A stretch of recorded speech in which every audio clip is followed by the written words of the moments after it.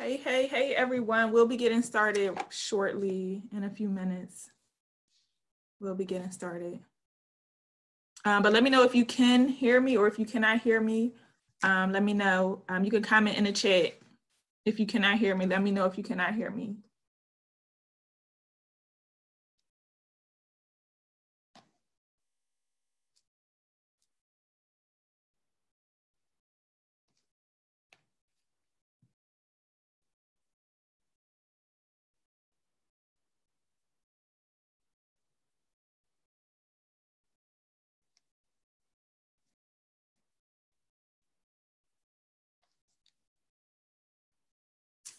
Again, let me know in the chat if you cannot hear me.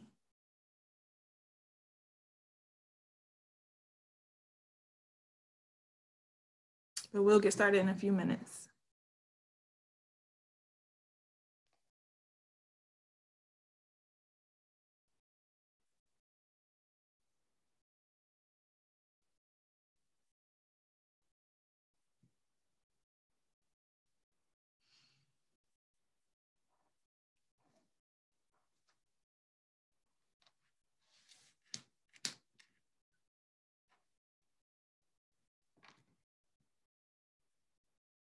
But thank you to everyone who is on so far.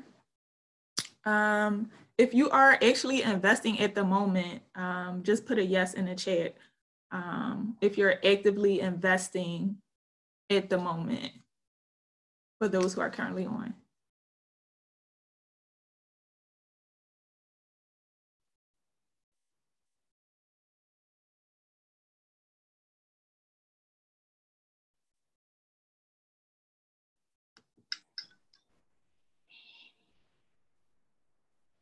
Isaiah, can you hear me?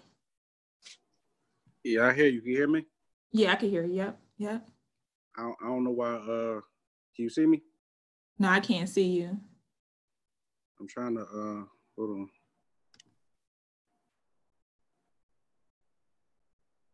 It's saying you gotta I think it's saying you disabled my camera.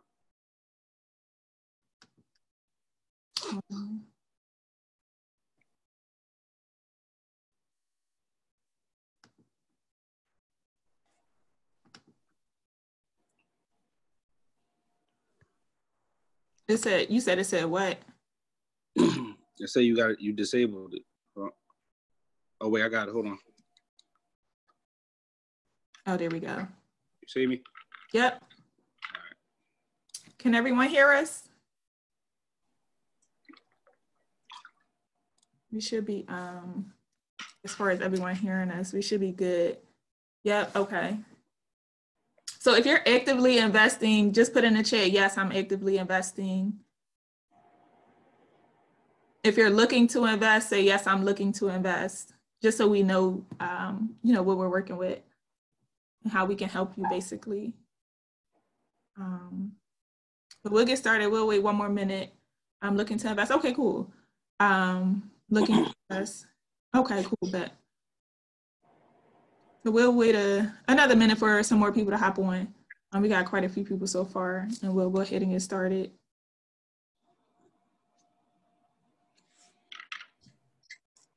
So if you can hear me, let me know. Just type in yes in the group chat. If you're looking to invest or if you're actively investing, just put yes, I'm looking to invest in the chat, or yes, I'm actively investing in the chat. But I definitely want to make sure that you guys can hear both of us. Okay, so most of the feedback so far is everyone is looking to invest. Cool, yeah. All right, so we're gonna go ahead and get started. Just want to introduce myself. My name is Danielle J. Smallwood. I'm a licensed realtor with Keller Williams Philly. I also do some wholesaling. And for me personally, I'm looking to ramp up on the investing side, buying fix and flips and buying holds in 2020. We have guest host on here, Isiah Laws, a good friend of mine, realtor as well, investor as well. He primarily does wholesaling. He does fix and flips also, buying holds, and is looking to get into other markets as well. So I haven't done an investing webinar in a while. So I wanted to do this basically just to help everyone get started with investing, and just to give an idea of how Isiah got started and how he has grown his business, especially with being a realtor as well as a wholesaler and everything like that. So Isiah, you can go ahead and take over. You can go ahead and introduce yourself a little bit more in depth if you would like. All right. Well, can you hear me? Yep. All right. Well, thank you for having me on tonight. My name is Isiah Laws. I'm a realtor with Home Smart Realty Advisors, also an investor and wholesaler. I've been in real estate for 5 years now. I started off getting my license traditionally. Somebody told me about wholesaling, and once I heard about wholesaling, I just like kind of jumped in fully with it. So primarily my business is, before it was mostly, at first it was mainly realtor business, then it was mostly wholesaling. The past year has been kind of split up between both. I've also been doing some fix and flips. Next year I'm looking at just primarily focus on buy and hold with rentals, multifamilies, and I'm looking to expand to other markets. I'm looking at Baltimore now, Wilmington, also thinking about like Chicago and Detroit. So that's probably gonna be like further out in the in the year. Nice. Yeah. So I know in regards to the other markets, I know you and I have been talking about Baltimore because I'll be expanding there as well, expanding to Delaware as well. I know we've been talking about that for a while now. So let's just talk about what made you get started? What made you choose real estate like as a career? Well, I wanted to get in real estate. Like, I got in 2014, but I wanted to get in since like 2010. Like I used to always watch like HGTV, all the house flipping shows and realtor shows and everything. So I wanted to get started. One of the main things that made me want to get started is I used to work construction right out of high school. And I remember I was working on this, it was like an apartment building. It was like new construction apartment building. And it's like 2007. And I remember I'm outside about to go to lunch, and I see two guys pull up at a Bentley. The other had like a Maserati or something. So I asked the guy running the job, the project manager, I was like, what do they do? He said, well, they own this building. And then he just went on to tell me that they like own a lot of real estate in the city. So, you know, that piqued my interest. And then over the years, I just always wanted to get into it, but I just kept putting it off. And, you know, 2014 came, and I just said, like, I'm not going to put it off anymore. I'm going to give it my all, because I know I've seen what it could do for people as far as if you do it the right way, financial freedom. You know, I was working a job at the time. I know I didn't want to work a job forever. And I know I just wanted to live life on my own terms. So I figured real estate was a good way. You know, I was studying different things, and I saw like a lot of the wealthy people in the country and the world, you know, they was involved in real estate in some type of way. So I figured, you know, I couldn't go wrong with it. Got you. So let's talk about, I know you said you started off doing the realtor side traditionally, and then you switched basically into wholesaling. So what made you make that switch, and what made you kind of choose wholesaling over other investing options like going straight to buy and holds or straight to fix and flips? Well, what's crazy is my first real estate deal I ever did was a wholesale deal. I was focusing on the realtor stuff at first, but I was kind of simultaneously doing both. Like I would wholesaling, I would just be like, you know, sending out like letters here and there. But I wasn't taking it too serious. I was just doing it here and there to see if something happened. And I just happened to stumble upon a deal. But the main thing that made me want to go into it was, you know, you got the option to make more money than, you know, being a traditional agent when you're getting paid 3% or whatever, 2.5%, whatever you want to get paid. You're also solving a problem. So most of these people, when you wholesale houses, most of these people that you know, most of these homeowners that own the houses, they got some type of situation going on, whether it's vacant, they got bad tenants, they might have inherited a property from a family member, they might got just too many repairs, might be going through a divorce or a foreclosure, something. So, you know, you helping people, you also making money, whoever your buyer is, you're helping them, you know, attain their real estate goals. So it just seemed like a win-win situation all around. So once I did that first wholesale deal, and it wasn't much, I made like $3,000. And like me it wasn't even about like how much money I was gonna make on that first deal, which is mainly about me knowing that it, you know, this process could work. Like I've been studying this process and knowing it could work. So once I closed that deal and I saw it was real, I was just all in at that point. I started consistently sending out direct mail. I got a mentor, who taught me wholesaling in Philadelphia, and he taught me different strategies and stuff. So once I started learning that stuff, I was just like 100% in. Got you. So let's talk about having that mentor. So how was that mentor basically helpful towards your real estate career, your wholesaling career?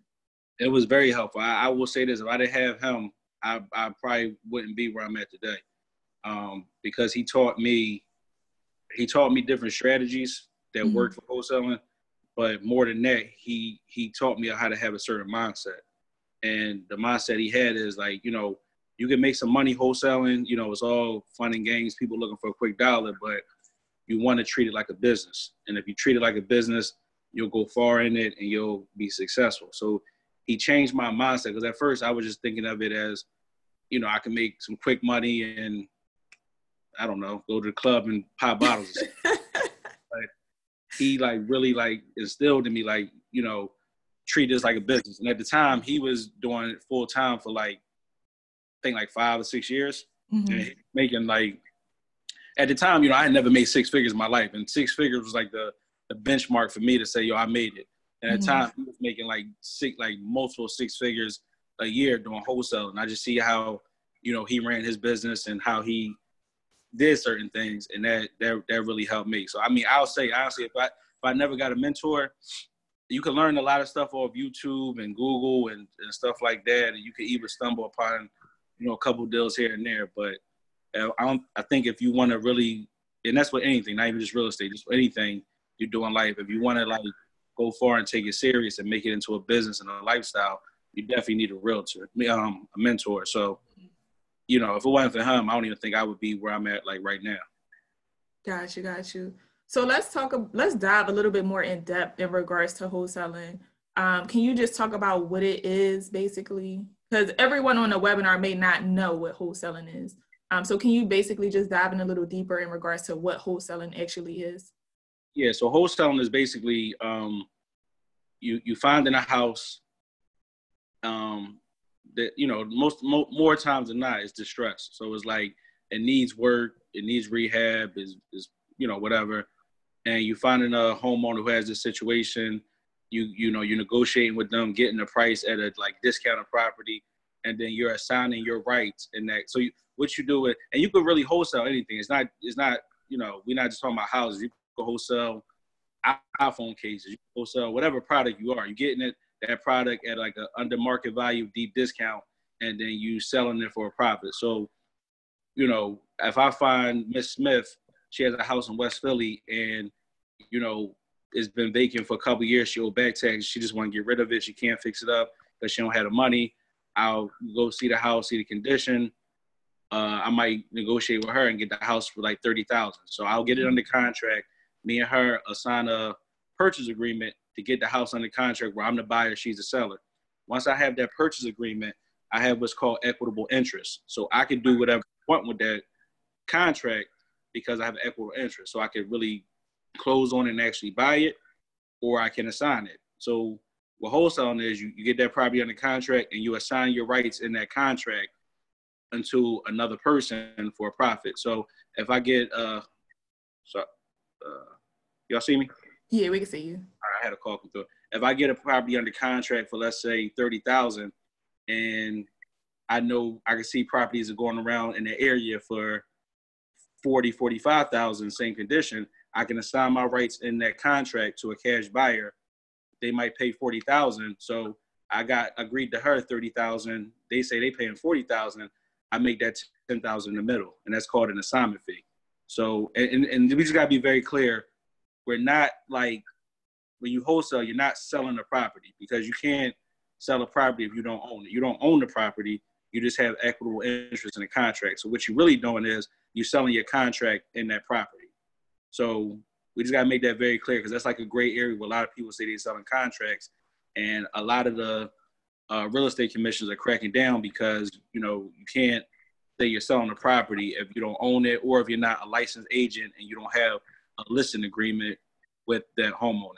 So you assign your contract and you get in an assignment fee, whatever that is. I mean, it could be $1,000. I've never done it personally, but I've seen people make $100,000 and over an assignment fee off one deal. So, you know, it's possible to make those big spreads.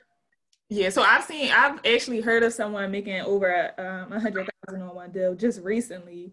But let's be clear, that's not always common. Oh, not at all. That's definitely a home run deal, but it's not often common. Let's say, so what would you say your average profit per deal, just to kind of give people a little more clearer picture? Of course, because when they hear numbers, I could go out and make $10,000, they may think that, they get their first deal, they're going to make $10,000. And I know for me, when I first started wholesaling, I think my first deal, I think I made like $4,000. So just to kind of give a clearer picture on, if you know your average profit per deal, basically that all deals aren't, you know, that $10,000 profit. Yeah. So my average is like around 7,000 now. It used to be lower, but I made it a point to like try to meet that number. So I target that 7,000. But you're right, every deal not gonna be the same. Like I said, my first deal I made 3,000. I've made 1,000 before. I had a wholesale deal where I didn't make anything at all, like nothing at all. I made $0. I probably lost money, but I told the homeowners that, you know, the deal would get done, and I made sure it got done. I didn't make anything. So I mean, it's very possible to make 10,000. It's very possible to have your average deal size 10,000 also, and that's what I'm focused on this year. I'm focusing on increasing my average profit per deal, you know, to higher. I'm trying to get around, you know, the 15,000 range. And that just comes down to how you negotiate the purchase price and, you know, what you can sell it for or assign it for in the back end to your buyers. So, I mean, every deal is not going to be 100,000. You might get those once a year or once every couple years. It's possible, but depending what market you in, especially if you're in Philadelphia, your average deal size is probably going to be like around 5,000 to 10,000 on average, because the houses are here only but so much. So ain't like in California where, you know, a regular house could be 900,000 and you might be able to assign it and make 200,000. That's because the houses are worth more. So, you know, it all depends on what you set your goal at. But, you know, mine right now is around 7,000. Got you. So let's talk about the importance of basically like knowing your number, especially when wholesaling. Because I get a lot of wholesale deals that come to my email, and like the numbers just don't work. They don't make sense at all. So can we just discuss and touch on like the importance of knowing your numbers, knowing ARVs, of course, knowing kind of your construction numbers and everything like that to get to your offer amount? Yeah, I mean, the numbers is everything. And you got to know the numbers. You also got to know your market and your area. Like me, when I first started, I was like real obsessed with it. So I used to I literally used to you know, I had a job at the time. So I used to work like Monday through Friday or even Monday through Saturday if I wanted overtime. So I used to get up almost every Sunday morning at like 5:00 and just drive around certain neighborhoods, certain areas, just to get familiar with the areas, what's going on as far as real estate. I'll also drive around and see if I found, you know, vacant properties and write down the address. It's called driving for dollars. So I just got obsessed with like knowing like the city and knowing the areas. So that's that. And through me doing that, you know, I got to know a lot of the areas. So now it's to the point where somebody asks me how much a certain property is a certain area, I could tell you off the bat, like, what the range is ARV. I can't tell you an exact number, but I can tell you a range, and that range is more than likely is going to be on point because I've learned my marketplace. So knowing your marketplace is one thing, and when you know your marketplace and your areas, that'll come with you. Once you start knowing that, you'll start knowing your numbers. You'll start knowing what properties are worth when they fixed up, what they worth when they not fixed up, ballpark figures. But it's definitely important because just like Danielle, I get a whole lot of deals sent to my emails, and 90% of them, like the numbers, like don't even like the numbers don't even make sense. So now you like,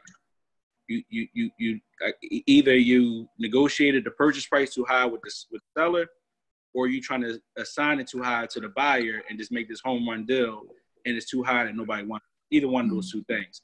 And whatever one it is, that, you know, you got to fix that. The whole idea with wholesaling for me is like speed, right? The speed. I don't want to be sitting on a property for 3, 4, 5 months because I can't assign it to a cash buyer. I'm trying to get this deal done in 2, 3 weeks. Long as title is cool, I'm trying to get this deal done in 2, 3 weeks real quick. So if that's the difference between me making a quick 7,000, 8,000, or me trying to wait for 20,000 that may not never come, I'm taking that quick 7,000, 8,000 because now I can keep it moving, move on, and focus on other deals. Mm-hmm. So, you know, knowing the numbers is important. Another thing that I'm focused on, like going into the new year and this year, is like, I've been reading like a lot of books on like negotiation and taking courses. So negotiating with the sellers up front is a big thing too. You got to know your numbers, and you got to know what you can't go over as far as offering to them. You know, if you know stuff is, see, the thing about wholesaling is you kind of determine how much you want to get paid. So if you know for a fact you're in the area and stuff that needs to be fixed up is going for like 50,000, around 50,000, and you know you want to make 10,000, you know you can't give this homeowner more than 40,000 at the very maximum. So you got to be able to negotiate that price up front to a nice number where you know you can make something and still be able to get it done quick on the back end. So knowing your numbers is important. You know, I've turned down like a lot of wholesale deals, a lot, because the numbers didn't make sense. And the owner tell me, hey, well, this guy going to pay this amount. Are you going to come up? And I'll say, well, no, that number don't make sense. I'm not going to do it. And I'll turn down a lot. I'm very selective with deals I get because I don't want to be in a position where I get a deal in the contract and I can't do nothing with it. And now I promised the homeowner, you know, they was going to get this deal done or whatever, and they might need the money for whatever. And I'm just sitting on it and I can't get it done. I don't never want to be in that position.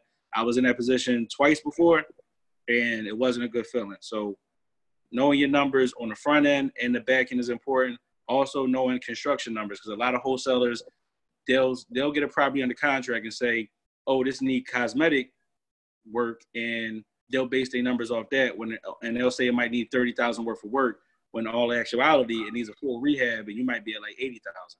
Mm-hmm. Well, that's a full 50,000 you off. That's going to throw off your numbers. And I mean, that's going to come with time and you like learning stuff and you being in enough properties, you'll start to like pick stuff up and everything. You're not going to know that, you know, just off the front. But that comes over time. But it's definitely important to make it a point to try to learn those construction numbers as well. Got you. So I know you said when you first started, you would get up on Sundays earlier in the mornings and go driving for dollars. Can you just touch on a little bit what exactly driving for dollars is? Yeah, so driving for dollars is basically you driving around a particular area or maybe 2 or 3 areas, and you're just driving around and looking for properties that look distressed. So you're looking for properties boarded up, properties that's maybe they got broken windows, they got high grass, they got a bunch of mail in a mailbox. Any property that looks like it's vacant or distressed, you're just looking for them, and you're writing it down. You're writing all the addresses down. Then you go back to the city tax site, and you see who the owners is, and you'll find out the information. You'll see who the owners are. You'll see how long they own the property. In Philly, you can see if they owe any back taxes and stuff like that. And once you get a nice list of properties, you know, you can send out direct mail to them. You can cold call them. You can door knock, whatever you need to do. But it's basically you driving around making your own targeted list of like vacant properties in a particular area. Gotcha. So how do you normally find your deals? Like you said, when you first started, you was driving for dollars. Do you do more than driving for dollars currently? Yeah, I do. So I still drive for dollars, but I don't do it like intentionally now. I drive so much during the day because I'm going to different appointments and stuff. I'm always like looking, but I'm always looking. So I could be going to a lunch meeting, and on my way there, I'll just drive through an area and I'll just notice 3 or 4 vacant houses. So I'll still write down the address and go back and do what I do. So I don't do it like as targeted as I used to because I'm more now, but I still do it. Another big thing for me that I focus on is probate. Probate is when a person dies, they pass away, and they leave, real estate or whatever or property to a family member. Or that's a big one, because most of these people who inherit these properties, they don't know what to do with them, or they might even live out of state. I had one situation where the guy's mother passed away, and he was left the property, and he lived in Arizona. He don't want nothing to do with coming back to Philly to take care of this property. So these people are more motivated because they don't want nothing to do with the property. Most of them, you'll find certain ones, but most of them are not emotionally tied to the property. They just want to get rid of it because they don't want that on their plate, and they want to get rid of it. So that's another good one. You could look at like tax delinquent, like people who owe back taxes, and maybe they even about to go to sheriff sale. That's a good one. I really try to think of anyone who might be like really motivated. So if you owe taxes and you about to go to tax sale, you might be losing this property. You're gonna be motivated.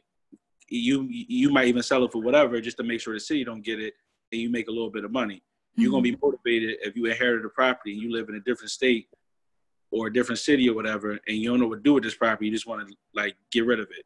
You'll be motivated if you own a property and it's vacant and is falling apart, and you just don't want the liability. So I just try to think of who would be like the most motivated people would be to want to do a deal and get rid of the property. Got you. So I know in the beginning you said you started off wholesaling. You done some flips in the past, well, last year and this year. So what made you kind of transition into doing fix and flips? I just wanted to progress as a real estate professional. Being a realtor and a wholesaler is cool because you get paid off of transactions, but you still, you don't own anything, right?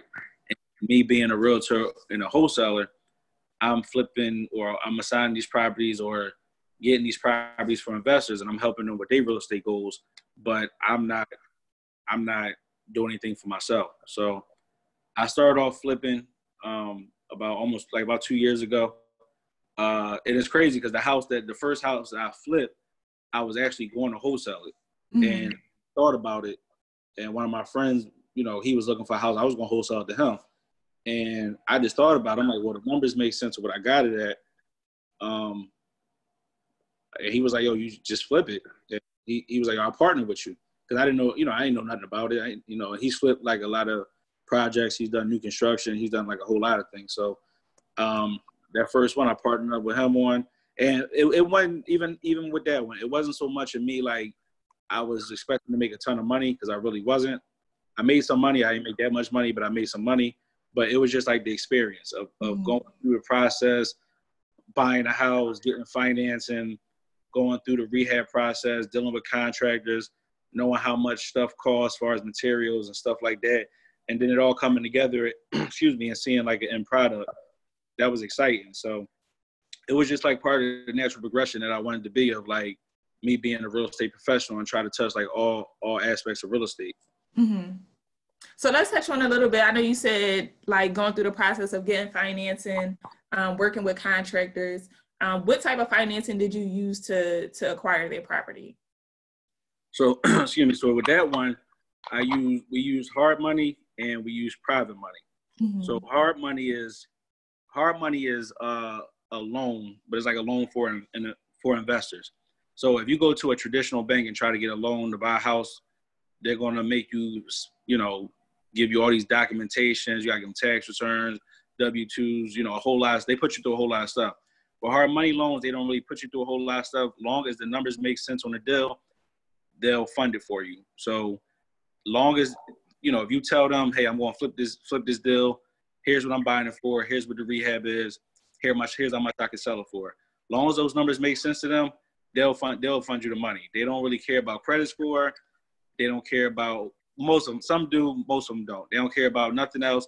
They just care about whether that deal makes sense. So I use hard money for majority of it, and I use private money. Now, private money is people that that have money laying around. So it might be a cousin, an aunt, uncle, family member, a coworker, whatever. They might be sitting on 100, 200,000 in their 401k, and it might be sitting there, or they might be sitting on a 200,000 in the bank account, not doing anything. And, you say, hey, I got this property I'm trying to invest in, loan me $10,000 for the down payment. And once I sell the property, I'll give you 10% return. Well, anybody who's like financially literate, they'll know that's a good deal because you can't even get 10% like at no bank. It would take you like years and years and years to get 10% on your money in the bank. You might could get it in the stock market, but that's not really, you don't really know that for sure. So, it made sense. So for my first deal, I think, so I had it under, all right, so this is what I did for my first deal that I flipped. I got it under contract with the owner for $82,000. Now remember, I was going to wholesale at first. Me and my partner decided we was going to end up flipping it together. So what I did is, just to still make some money, I still wholesaled it, but I wholesaled it to myself. Mm-hmm. So I had the property under contract in my personal LLC name, and I wholesaled it to the new LLC that me and my partner made. Mm-hmm. So I think I wholesaled it for like $8,000. So it was like $90,000 altogether. Mm-hmm. I think the rehab budget was like, I think it was like 38,000 or 40,000, something like that. But we could sell it for like 205, right? Okay. So my hard money lender, they'll go 65% of the ARV and they'll loan you all that. So me and my partner, I believe we had to bring like 15 to 16,000 to the table. Mm-hmm. So the hard money lender, they finance the rest. They finance all the rest of the money, and they finance the whole rehab. Mm-hmm. We just had to bring like 16,000 to the table. So that 16,000, instead of going to our own pocket, we went to a couple people that we knew. Hey, we're working on this deal. We need funding for the down payment. Hey, once this deal sells, we give you 10% on your money. They was like, all right, cool, we'll do that. So we literally like did that deal. The only thing we came out of pocket to do that deal with is we had to pay for an appraisal up front, which was $400. So that was $200 each. Other than that, the whole deal was done with private money, which people we knew, and with the hard money lender. Once we sold it, the hard money lender got paid back. The people that we brought the money from got paid back, and we still made a profit. Nice, nice, nice. So let's talk about contractors, because I know you used to be stressing about the contractors. So let's talk about basically working with those contractors and all the ins and outs about that. So real estate investing, I've learned, and people have told me this before, but I never knew it because I never did it. But with real estate investing, if you're going to be actually buying and fixing up properties, a contractor is probably like one of the most important people on your team because they can literally make or break your project. You can sit down and do all the numbers 100 times over, and your rehab budget could be 50,000. But if you don't have the right contractors and you got to keep going through them or they mess up, they can just totally mess your project up. So having a good contractor on your team is very, very important. I'm not going to sit up here and lie. I don't have all the answers figured out when it comes to contractors. Mm-hmm. I'm still kind of figuring out, but through, my projects that I've done, I've kind of learned how you have to deal with them. But especially if you're doing your own, if you kind of overseeing your own project, if you don't have like a general contractor in place and you yourself are hiring all the subcontractors like the electrician, plumber, HVAC, framers, carpenters, everything. If you hiring everybody yourself, you got to oversee everybody. So, that's like a full-time job in itself because you got to make sure everything's running on schedule, running the right way, and running on budget. So I would say like, rule of thumbs that I've learned like with contractor is, definitely vet them, definitely kind of interview them, see if you can get pictures of their work or see if they'll take you on other projects they're currently doing. See what kind of, team they have and how they conduct business. Because I've met a lot of good contractors. They're very good at like doing work. They do very good work, but they're not good at all at doing business. And that can make it break it too. So see how their business is. And then when you meet these contractors, once y'all agree on stuff, have them like, and this is something that I didn't do and I'm going to start doing in the future, have them, put something on paper, have them sign like an agreement to say, all right, because most contractors, they want to get paid all this money up front. They want, if they tell you they're going to charge you $10,000 for something, they want $5,000 up front. But like, why am I giving you half of the money up front? You haven't done anything. You haven't started anything. Right. Now they run off with your $5,000, go to the next project, and now you out of $5,000, and you don't have the work done. So I would say like put some type of paperwork in place where, y'all spell out exactly what work is being done and the time schedule. If he says, hey, it's going to take me a month to do this, and I'm charging you $10,000, all right, well, every Friday I'll pay you $12.50. That's a quarter. I'll give you that $12.50 long as you have X, Y, and Z done. If it's not done by then, you agree that you will not get paid until it's done. That way, y'all on the same page. So if he come back and say, "Oh, you said that you was gonna pay me if I did this," and a lot of contractors, even if y'all agree, if y'all don't sign nothing and y'all agree on a date that you gonna pay them, they'll still try to get over on you and say, "Oh, I need money now. You agreed to pay me this day." So having some type of paperwork in place, just so y'all on the same page. So if they come back and say, "Oh, you said this and that," well, no, here's what you signed, here's what I signed, this is what we agreed on, this is the work you said you was going to do. It's in black and white. So they can't come back and say anything. I would also say, with contractors, have like 4 or 5 like backups for everybody. Go to Home Depot whenever you can. The contractors at Home Depot all day, every day. Go to Home Depot and meet contractors. Say, hey, my name is such and such. I'm starting off and investing, or I'm already investing. I just want to use I just want to have your contact information. I have a few projects coming up, and I wanted to see if we could work together in the future. So always be building a contractor list, because you just never know what can happen. Your main guy that you're using might get sick and disappear for a month, and just because they disappear don't mean the work won't stop. It still got to get done. So that way you at least have some backups. So always build your list, and always vet them. Make sure they work. Try to get referrals from other investors, and just keep that, continuously build that contact list, and also, make sure that you have something in writing of the work they agreed to do. That's going to be like most important. Got you. So let's touch on basically, what you're looking to do in the future. You currently wholesale. You've done fix and flips.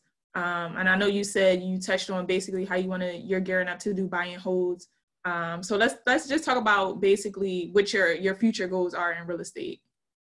Right. So my immediate goal right now is to scale like my wholesaling business. Because right now, just me, and I can only do so much. I tried to hire like assistants in the past and everything, and it just didn't work out. But I also think I wasn't ready as well, because I don't think I put them in the best position to be able to succeed. So I've just told myself, like, for the next like 4 to 5 months, I'm gonna just strictly focus on like just scaling my wholesale business. That way I get to a point where I'm not doing it on a day-to-day basis. I can just oversee everything, but I have like, people talking to sellers, people talking to buyers, going on appointments, cold calling, stuff like that. That way I don't have to be so hands-on doing it. So I'm gonna focus on that for the next 4 to 5 months. Once that's, out the way and it's kind of on autopilot, I'm also in the process of getting my broker's license. I only got to take one more class. I've taken most of the class. I just got to take one more class, and then I can take it. So once that's out the way, I'm get my broker's license, which I should be able to do within a couple of weeks to a month, because there's one more class that I can take online, that I got to do the test. So once that's done, out the way, my projection is both of those things will be done by like third quarter next year. So like the beginning of July, both of those things should be done. From then on out, I'm just going to focus on building a rental portfolio. I'm thinking of I'm not sure yet, but I'm thinking of like just focusing on multifamilies. It's kind of better if you got 3 or 4 tenants under one roof than one. Right.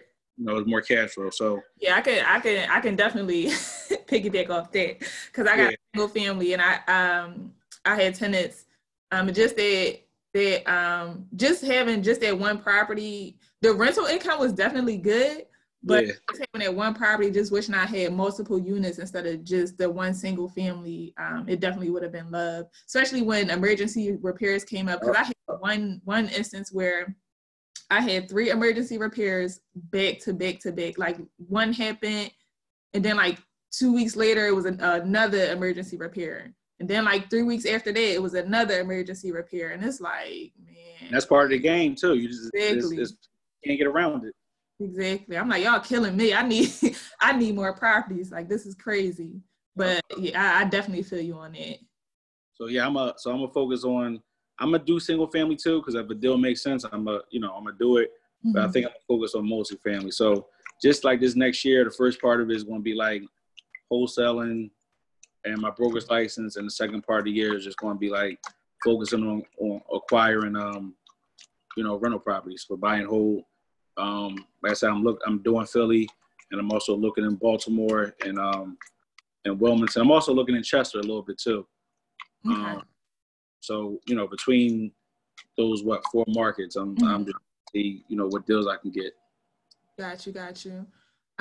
So let's roll a little bit into Q&A. We'll be ending soon. I know we did have a question that did come in. It says, hey, so I'm in a house that's up for foreclosure. My grandmother gave me a house, but did a reverse mortgage. So with the wholesale, if I get somebody to do the wholesale, the property, would you be able to stay in the property? The house I'm referring to is actually up for sheriff's sale in February. So we both can answer this question. I'll let you go first. Well, so I mean, it can be wholesale. I mean, if you're living in the property, if somebody's living in the property, it's going to be up to whoever buys that property whether they want to keep y'all in there. Because if they or whoever's in there, whoever's living in the property, it's going to be up to the buyer. So if the buyer says no, I want this vacant, I want my own tenants in there, that's just what you gotta kind of roll with. So yes, I definitely agree with what Isiah just said. Have you wholesaled a property that had a reverse mortgage before? No, oh yeah, actually I did. I did one last year. Yeah. I don't really like reverse mortgages. But that particular property was still like, after the reverse mortgage, it was still equity left. So they were able to walk away with some money, and I was able to wholesale it. Even with that one, the woman's mother had a reverse mortgage on it. She inherited it, and her brother was staying in the property. So we agreed, by closing, her brother would have to like move out, and he agreed to that. So it's possible. It's just about whoever's living in there. Y'all gonna have to negotiate if they want to stay. You have to negotiate that they want to stay in the property and see what the buyer says. Got you. So I mean, I've had a few situations where the seller like had a reverse mortgage, but I kind of like stayed away from it because I wasn't too familiar with it. And this was like when reverse mortgages. This was like a few years ago when reverse mortgages was like really, really popular. And I had like a few other like kind of more experienced wholesalers like stay away from the whole reverse mortgage situation. So I didn't really do those deals. I kind of stayed away from it. It depends if it's equity in the property. If there's no equity and they upside down on the property, then that can get a little tricky. I mean, even with that, you can still do like a short sale. That takes way longer and is more work, but it can be done. But if it's equity in the property, you can still wholesale regularly. They just have to pay that off at closing. Got you. So we had a question come in that says, what's a reverse mortgage? You want to touch on it, or you want me to touch on it? Yeah, so a reverse mortgage is like mortgage companies usually lend them like the senior citizens. And what they'll do is usually like a senior citizen or whoever, they'll own their property like outright. It'll be free and clear. They don't have no debt on it. And the reverse mortgage company will give them money up to a certain percentage. I think it's like 70, 80%. So let's say they say a house is worth $100,000. The reverse mortgage company will give the homeowner like 70, 80,000. And they have the homeowner has to like pay that money back to them over time. It's like they target senior citizens a lot because more times senior citizens own their property free and clear, and they might need the money, so they target them a lot. And the situations what I've seen has been mostly senior citizens. Yeah. So they do mainly target senior citizens, but I would recommend if y'all got family members, stay away from it. Yeah, stay away from it. It ain't really too good. But any other questions? Anybody got any other questions, whether it be on wholesaling, fix and flips, investing, rentals, anything like that? Any other questions?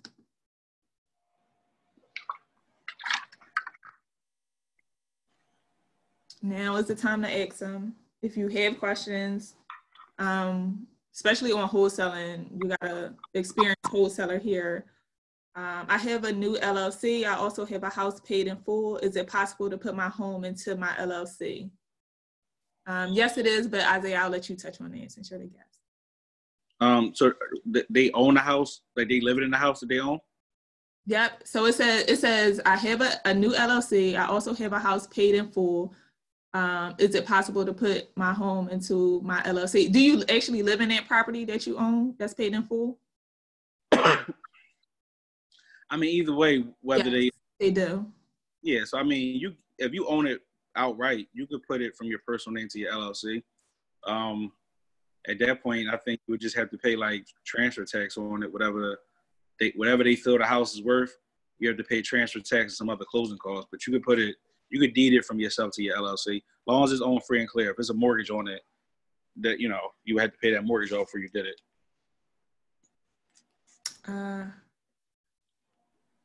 So question, where did we get our real estate license from? For me, I went to Temple. Temple has a real estate school, so I went to Temple.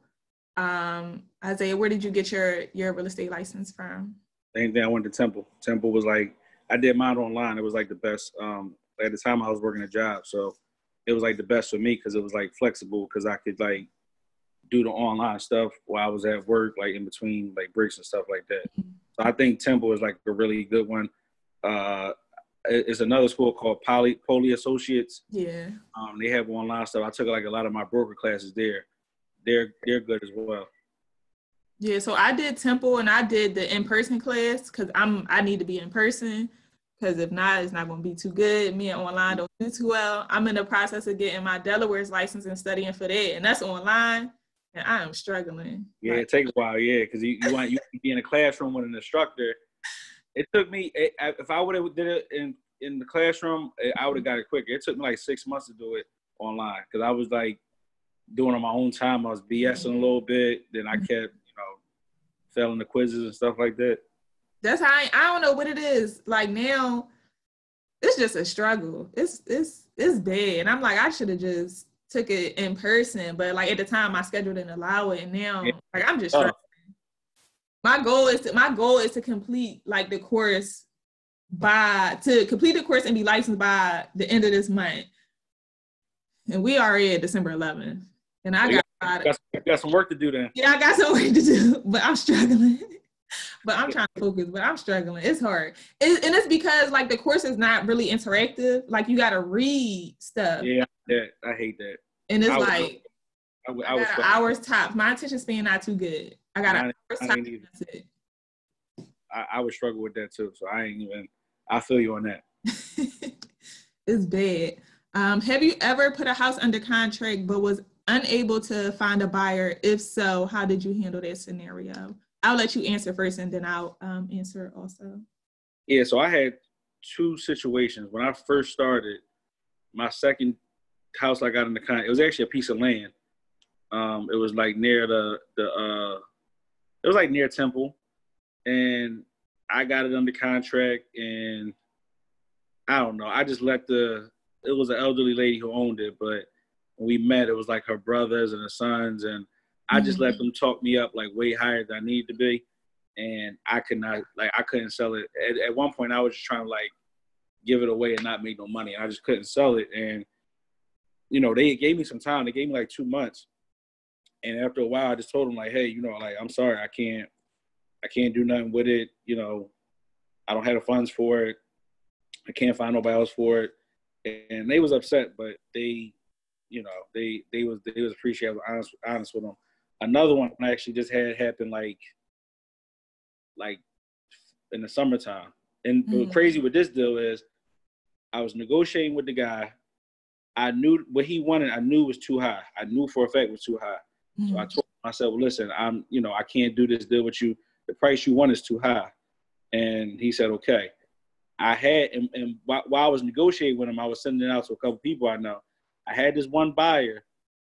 He was like, yo, if you get it at this price, I'll do the deal.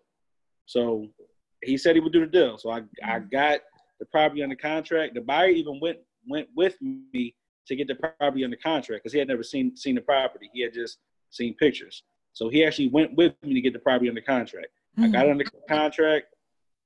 The buyer disappeared on me. Disappeared on me. I didn't hear from him for a week. And then when he finally got back to me, he said, "Oh, I ran my numbers. It was higher than I thought it was going to be. I can't do it." Like just like that. So and I knew the numbers were too high. Only reason why I got under contract is because the buyer said he would do it. It was full transparency. I didn't lie about nothing. He said he could do it. So I still tried to wholesale it. I mean, I had a couple people come in. They made offers, but the offers was way too low from what I need to be. And the guy didn't want to budge on it. I even offered to list it for him as a realtor. So didn't want to do it. So, I kept honest with him. I said, I just, the price is higher than I thought. I couldn't do it. And, he wasn't 100% happy, but he at least respected that I was honest with him. Yeah. So I had a situation where it was a probate situation. I want to say the grandson had inherited the property. He lived out of state. He lived up in New York. And I got the property under contract, got it under contract for too high with the seller. I was shopping it around to a few buyers and they was like, yeah, we need to buy it at such and such price point. I think I had it under contract for $94, $95. And one buyer was like, I need to buy it at 90. So I tried to talk the seller down. He wasn't trying to budge. So at that point, I think we was 2 weeks into the contract, 3 weeks into the contract. And I think it was a 30-day close on the contract. And he wasn't trying to budge on the number. So I had to let him know, hey, I couldn't get funding for the deal. I locked it up too high. The numbers don't work. I was still able, basically what I did was I referred them to, at the time I was not a licensed realtor. I wasn't licensed. So I just referred them to a licensed realtor and basically put it up on the market for 110 because we were still trying to make him, get his 95. Right. Put it on the market for 110. Basically, a week later, cash offer came in.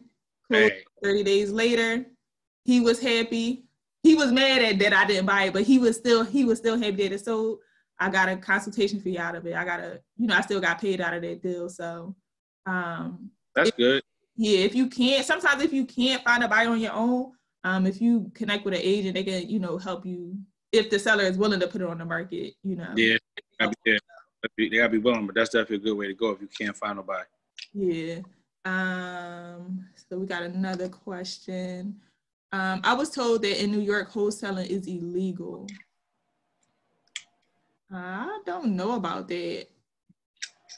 Yeah, I haven't heard that. I know they did something in Illinois where they said that it was illegal if you weren't a licensed agent or broker. Yeah. But I haven't heard anything from New York. Yeah, I haven't heard anything about New York. I feel like I saw something on Facebook. It might have been a few months back that somebody did a wholesale deal in New York, but they was from Philly. Yeah. So I'm not sure on that. I would look more into that if I was you. I would Google it or something. Or I would connect with investors that's in New York to kind of figure out that answer. I'm not sure because I'm not in that specific market, nor am I interested in that market. It's too high for me. Definitely too high. Are either of you doing any mentoring? When you say mentoring, do you mean do we mentor other individuals or do we have mentors?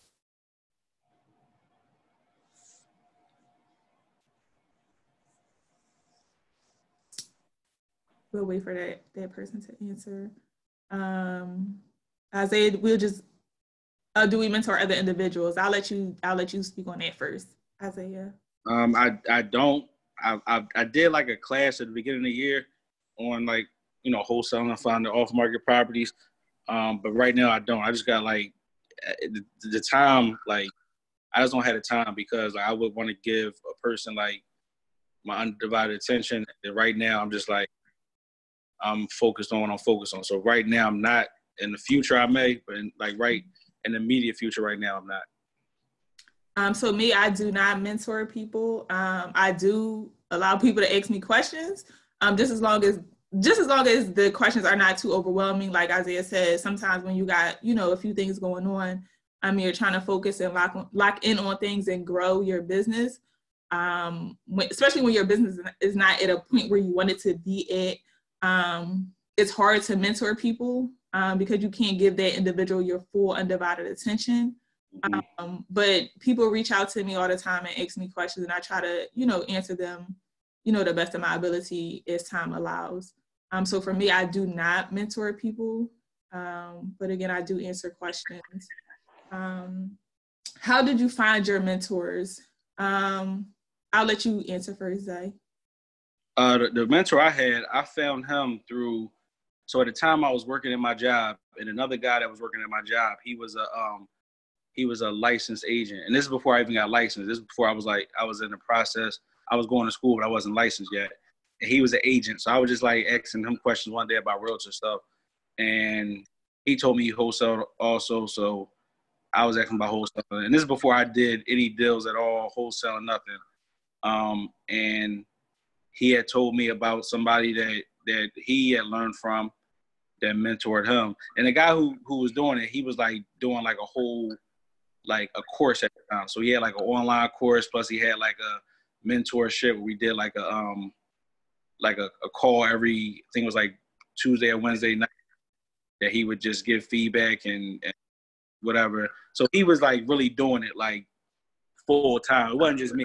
He was doing it with other people. But I found him through the other guy I used to work with, because he had went through and worked with him, and he started seeing some success. So I got him. He referred him to me. Got you. For me, how did I find my mentor? Well, one of them is a friend of mine, honestly. And I mean, even as I grow, I'm still looking for mentors. As I'm looking to get into fix and flips and buying more rental properties, and especially when it comes to rehab, like I'm myself looking for mentors. So for me, it's me getting out there and networking. So that's a way to find mentors, just getting out there, working, going to meetups. You seeing people, really out there doing deals and making moves, and you admire them, connect with them. That's it. Facebook is good too. Facebook, if you just like you said, like if you see people on like Facebook or social media, really Facebook. If you see them, they doing deals and stuff, befriend them, watch what they doing, and also like get in groups on Facebook. That's what I did when I first started. I got in all these wholesaling and real estate Philly groups on Facebook and meetup.com, and I was going to networking events. And after a while, you start seeing the same people at these networking events. You're gonna start running into them. You're going to talk to them, and if they see you serious about it, they'll lend a hand and help you with what you need help with. Yeah, like even now, like it's a few people that I'm friends with on Facebook that I'm just sitting back watching, because one day, like not even one day, like I'm going to ask them to be my mentor, because I'm watching their moves, even though like I probably don't say much to them. It's actually one that I just recently interacted with, Isiah on Facebook. Oh yeah, yep. I went to a network event last month, and we've been friends on Facebook for a little while now. And I just saw her down when I went down to DC for the Earn Your Leisure event. She was down there, and we actually had a chance to connect there also. But I'm watching her, and I'm like, I'm watching her move, and I'm going to ask her. And she has a class also. I'm going to do that, and I'm going to ask her, like, because especially in this real estate business, it's not easy. And I'm not even going to make it seem like easy. It's definitely not easy. And everyone don't know how to do business. So you got to connect with people that's really about their business, that do business, and that you can learn from. So like I've been watching her for a minute, and I'm going to ask her, because like I just like how she moves. Like that's just, you just got to network with people and get out there, and you got to put yourself out there also. Can't be afraid to put yourself out there. Yep. Question for you, Isiah. I know you just did a flip in Mount Airy or West Oak Lane. Can you give us the numbers on that deal? Purchase, rehab, sell, rehab loan, private lender, etc. So that rehab I just did in Mount Airy, I'm gonna be 100% honest with y'all, and I'll give you the numbers. I lost $20,000 on that deal. I lost money. I didn't make any money. So I brought it for 75. And what's crazy is it was actually my grandma's house. She passed away, and I brought it from. My mom was the executive of the estate. We had like tenants in there. My mom was just like sick of dealing with the tenants and stuff, so I just brought it from her. So I paid 75 for the house. The rehab budget was supposed to be 50. So the loan amount, the hard money loan amount was 125. And mind you, to get in the deal, I think I brought like 8,300 to the table. Like the deal, the numbers made so much sense that all I really did is pay. I paid closing costs, and the hard money lender, they charge you like points. Mm-hmm. And a point is like 1% of the loan amount. So they charge you three points. That's 3%. So altogether, I brought like 8,300. And again, even with that one, that wasn't my own money. I used hard money, and I got people like private money that I knew to invest. So the numbers were supposed to be 50,000. I think so with everything, rehab, carrying costs, because you got to pay for hard money. You got to pay interest payments every month. Mm-hmm. My interest payments are $1,250 a month. You got utilities, and I didn't mention I had the property for a year. I got shut down by L&I. I shut down for 2 months by L&I because I didn't have the right permits. I went through multiple contractors. So I think altogether I was in, I gotta look at my notes, but I might have been in like, altogether I might have been in like close to like 145, 150.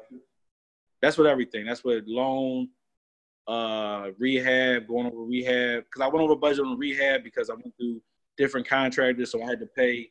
Sometimes I had to pay for the same thing to get done like 3 different times because it was never done right. I went overboard on like some of the finishes. Like I spent more than I was going to. I budgeted for the finishes. So it was like it was a learning experience, but I definitely lost money. So I ended up selling it for $215, and I sold it. It was on the market like 30 days, and I sold it for $215. Mm-hmm. I mean, the good thing is my hard money lender got paid back. All my private lenders got paid back, and I learned like a whole lot from it, like a lot. Mm-hmm. So I just look at that like I lost money on it, but I just look at that like that was like me going to school or me going to college, and I just paid. I paid for it how I paid for it. But now I know going forward what to do on my next project. I know what I did wrong and what to do better on my next one. Got you. But it probably came out good, so I was pleased with that too. It definitely did. Not even gonna lie, definitely did. So for that one, you said there was a property that your mom had inherited, right? Mm-hmm. Got you. Yeah. So any other questions? It is 8:30. I definitely don't want to hold people too long. Does anyone have any last questions? Any last questions?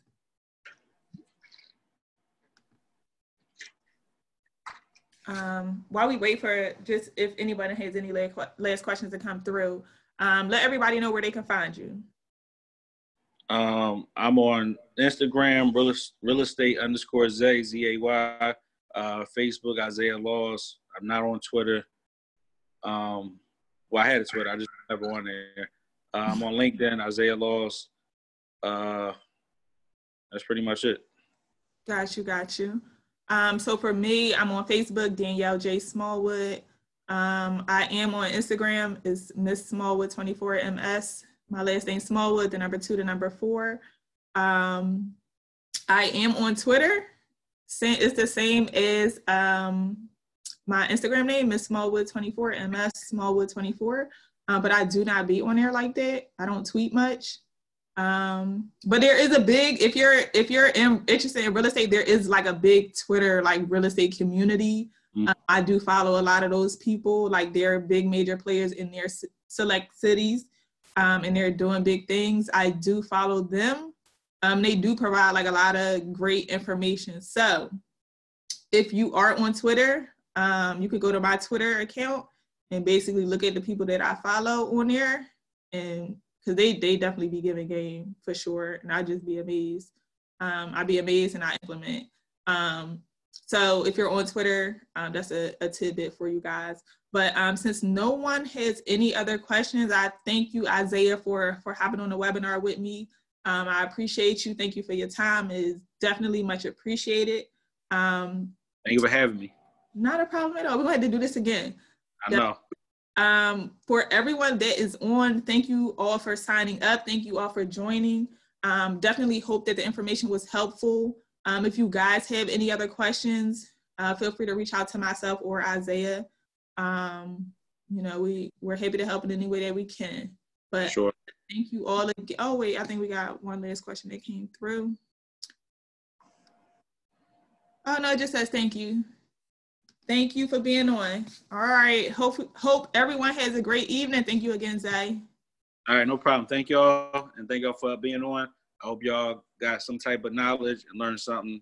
And, you know, if y'all got any questions that I can help with, definitely hit me up on Instagram or Facebook, and I'll be more than happy to answer any questions I can. Yes, definitely take the information and implement. Take the information and implement. That's the most important thing. Yep. Information and then implement. But like he said, if you guys have any questions, feel free to reach out to him or myself, you know, whichever, doesn't matter. But everybody have a great evening. Be safe. Thank you. All right. Good night.